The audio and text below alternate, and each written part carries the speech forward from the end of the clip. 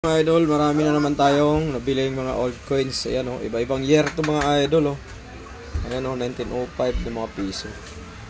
Ayan, saka maraming mga 100 peso na. Ayan o, Muntinlupa mga idol. Ayan. Ito yung madalas binibili ng mga kolektor mga idol. At saka mayroon ditong chop mark. Ayan o, na $3. Ito, natad ng ano, ng chop mark mga idol. Ayan, meron ding maliit. Ayan o. Half centavo yan mga idol oh. Ayan. Iba-iba yan mga idol. Ayan, meron ding ayan, 1909 na tawag dito 50 centavos mga idol. Ayan. Ayan, dami dyan. Meron mga 1908 yan na piso. Ayan oh. Ayan, ayan, mga 1908 yan mga idol. Ayan oh. Ito naman ay 1907. Ayan o. Ayan, 1907 siya mga idol.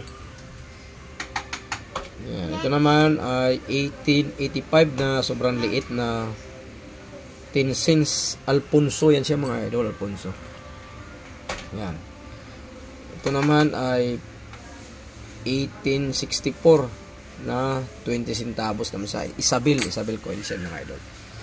Yan, dami dito mga idol. Ito meron bang mga dami ito, mga piso, ayan o, mga piso yan lahat, mga iba-ibang year diyan mga idol, mga 1905, 1903. Ayan o, meron ditong 1903, ayan o. Meron ding 1904. Yan, hanap tayo dito 1904 mga idol. Iba-iba yan, ito. Ayan o, 1904, ayan, mga idol, ayan. Ito naman 1903. Ito 1903. Iba-iba yan mga idol. Ito ano 1904 yan. Yan yung mga madalas binibili ng mga kolektor mga idol. Pag meron kayo niyan, yan, PM lang po dahil bibilihin natin yan. Ito naman ay 1909. Yan, lahat po yan, yung harapan yan ay ganito, mga piso yan siya mga idol. Yan, meron pa ditong iba ito. Ayan o. Ito naman ay 1785. Ayan. Yung likuran niya.